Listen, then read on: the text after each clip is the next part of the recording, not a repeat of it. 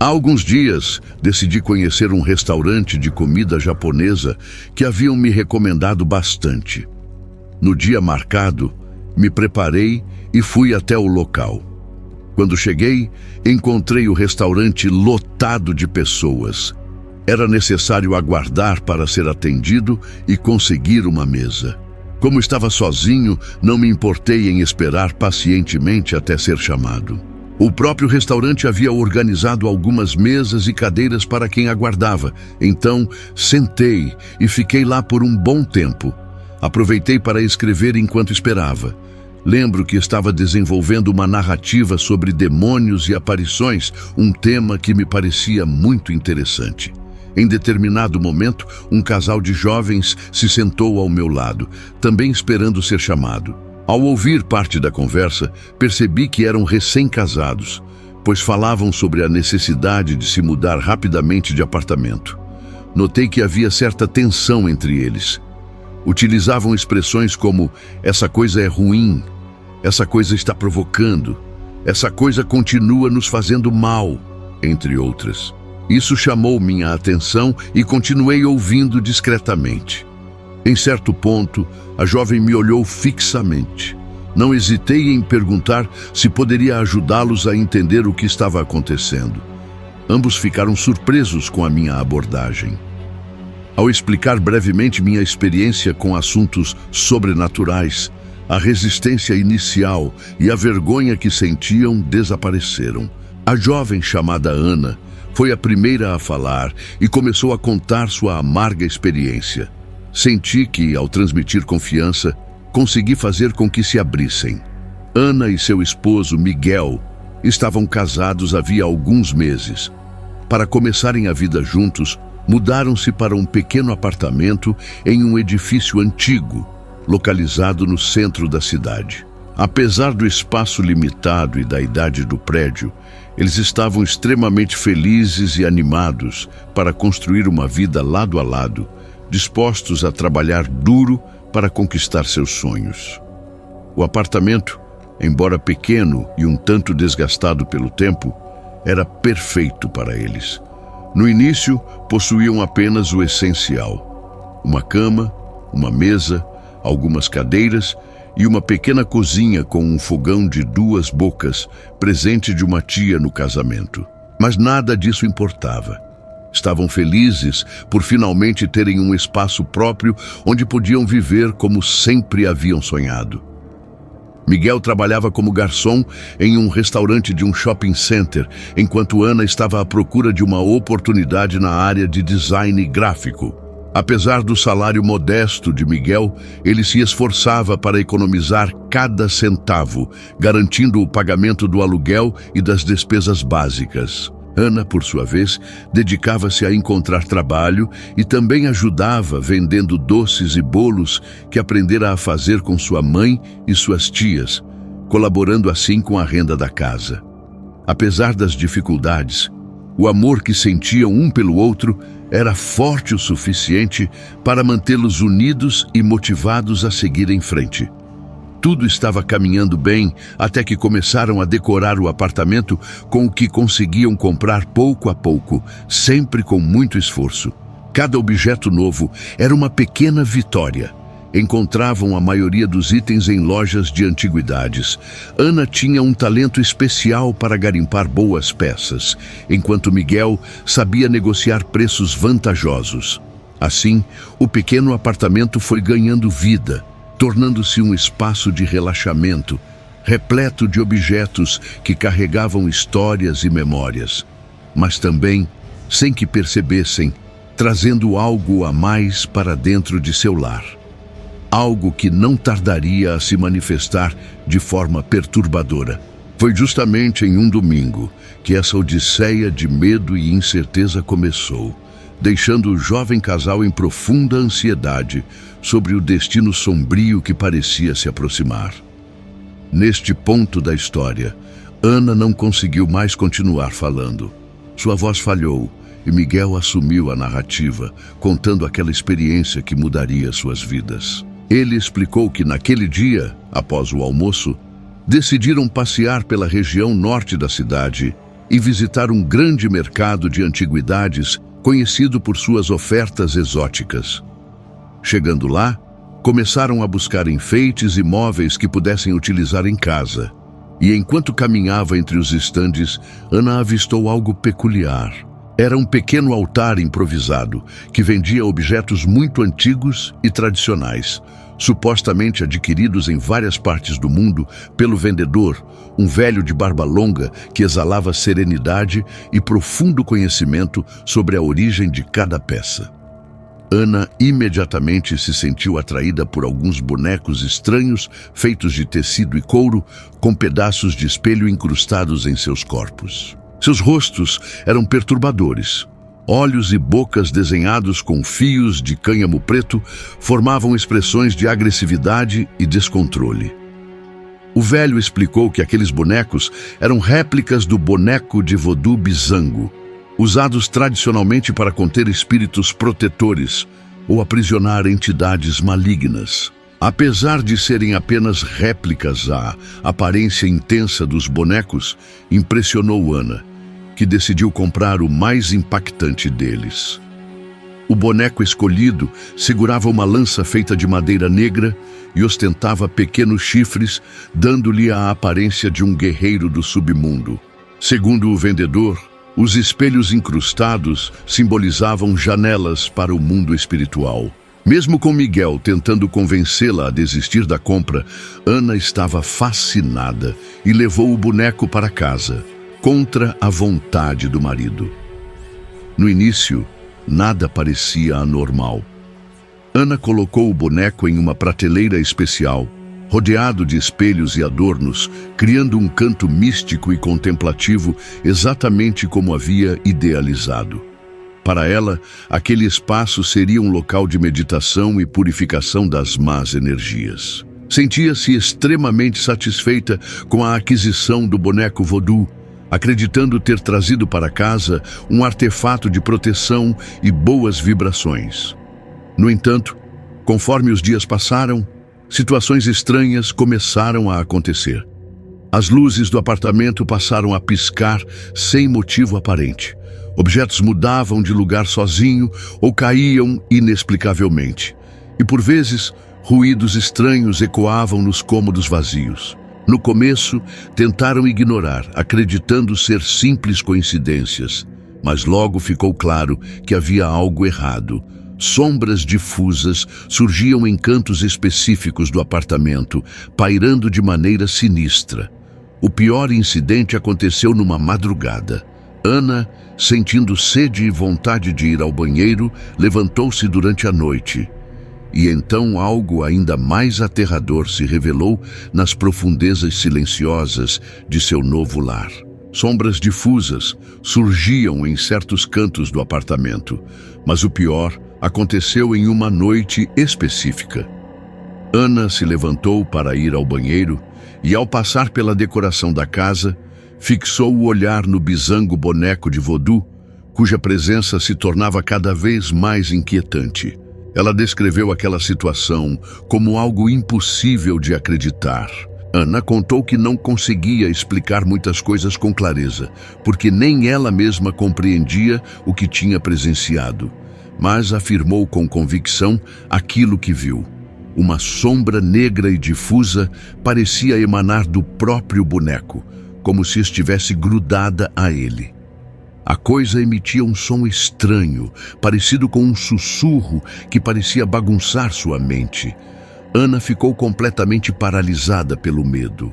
Tentou chamar Miguel, mas não conseguia se mover nem emitir sons. Quando a criatura se moveu, ela notou um brilho intenso vindo do que pareciam ser seus olhos. A sensação de terror aumentou quando Ana percebeu que o boneco parecia encará-la diretamente. Sentiu seu rosto congelar, seguido por um formigamento intenso. Para seu horror, viu a cabeça do boneco se mover ligeiramente na sua direção, enquanto os chifres pareciam brilhar de maneira intensa, refletindo a luz como os espelhos cravados em seu corpo.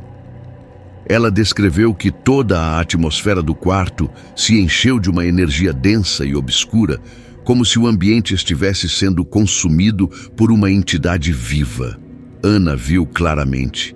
Era uma criatura negra, com olhos que brilhavam como brasas, exalando uma aura que transmitia um terror indescritível. A presença daquele ser causou uma distorção na realidade ao redor, e ela começou a se sentir tonta e completamente desorientada, como se fosse puxada para um abismo de imagens perturbadoras. Terríveis visões tomaram conta de sua mente. Pessoas de pele escura gritavam por misericórdia enquanto eram consumidas por chamas que pareciam se alimentar de seus corpos. Em meio ao caos, viu cadáveres espalhados por todos os cantos, sangue, dor e muito sofrimento. Era como se estivesse presa em um pesadelo infernal sem possibilidade de fuga. Ana descreveu que o espírito do boneco havia conseguido invadir sua mente, torturando-a com cenas horríveis, a ponto de sentir fisicamente o calor das chamas queimando suas entranhas. Tentou resistir, mas a entidade se tornava cada vez mais forte e opressora. A criatura se aproximava dela lentamente, enchendo o ambiente com uma sensação de frio absoluto e caos emocional. Tudo ao seu redor desapareceu, substituído apenas por emoções violentas, como se estivesse perdida para sempre em uma dimensão de pesadelo interminável. A presença finalmente se dissipou quando Miguel, percebendo a ausência de Ana na cama, acendeu as luzes do corredor e da sala, assustado por não vê-la.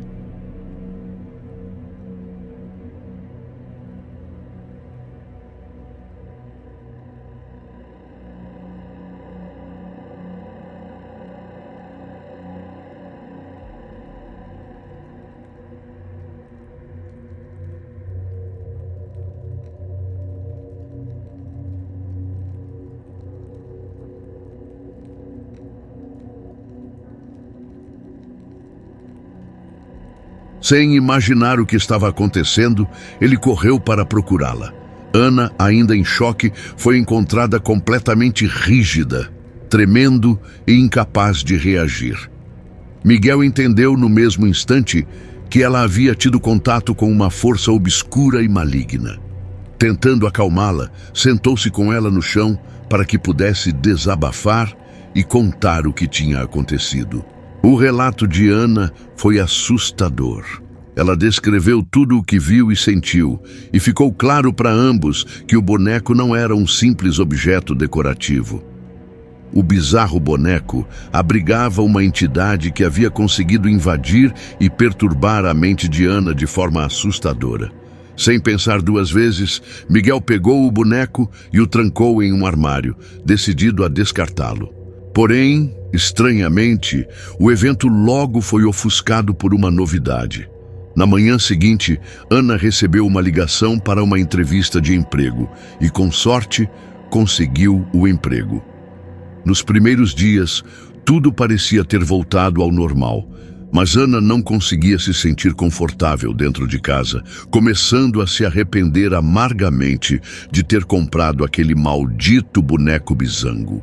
Miguel relatava que várias vezes tentou jogá-lo fora, mas Ana sempre sentia um medo inexplicável, acreditando que se livrar do objeto poderia trazer graves consequências. A jovem já havia ouvido histórias sobre itens assim, que não podiam simplesmente ser destruídos ou descartados sem despertar forças perigosas. Então, decidiram investigar a fundo a origem daquele artefato macabro e descobriram que os bisangos pertenciam a uma vertente do voodoo praticado principalmente no Haiti, utilizados em rituais de proteção, expulsão de espíritos e, sobretudo, como contêineres para energias malignas. Para Ana e Miguel, aceitar aquela realidade era aterrador. Com o passar dos dias, a situação se tornou insustentável. As manifestações sobrenaturais se intensificaram, arrastando o casal para um abismo de medo, paranoia e perturbações mentais. Sentiam-se prisioneiros dentro do próprio lar, sufocados por uma energia que parecia absorver tudo ao redor. Desesperados, buscou a ajuda de um suposto bruxo, um especialista em lidar com forças ocultas. O homem recomendou que se livrassem daquele boneco o mais rápido possível, mas seguindo instruções específicas. Seguindo o conselho e o método indicado, os esposos elaboraram um plano para se desfazer do boneco. Perceberam que ele era a fonte de todas as manifestações estranhas e perturbadoras que vinham ocorrendo em seu lar e que era extremamente poderoso. Decidiram eliminá-lo sem demora. Enfim, chegou o dia. Colocaram o boneco dentro de um saco de estopa, o acorrentaram e o amarraram com rosários e cordas embebidas em água benta, conforme fora recomendado. Com tudo preparado, eles se dirigiram a um terreno baldio próximo de casa, no meio da madrugada, prontos para a cerimônia de queima. Mas, ao tentarem executar o plano, se depararam com uma resistência sobrenatural assustadora. O boneco parecia se recusar a ser destruído. Usaram gasolina para acelerar a queima, mas assim que o fogo começou a consumir o saco, o bisango pareceu ganhar vida. Dentro do saco encadeado, o objeto se contorcia violentamente, emitindo sons grotescos, como lamentos diabólicos. O ambiente inteiro mudou. Um vento gélido e eletrizante invadiu o terreno, agitando as árvores e a vegetação ao redor, como se uma força invisível tivesse tomado conta do local. Apesar do medo aterrador, Ana e Miguel se mantiveram firmes em sua decisão, impulsionados pela necessidade desesperada de libertação.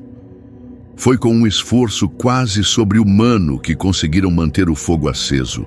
O saco começou a arder em chamas intensas e alaranjadas, queimando de maneira horrível e lenta. No entanto, quanto mais o fogo consumia o boneco, mais intensas se tornavam as manifestações sobrenaturais.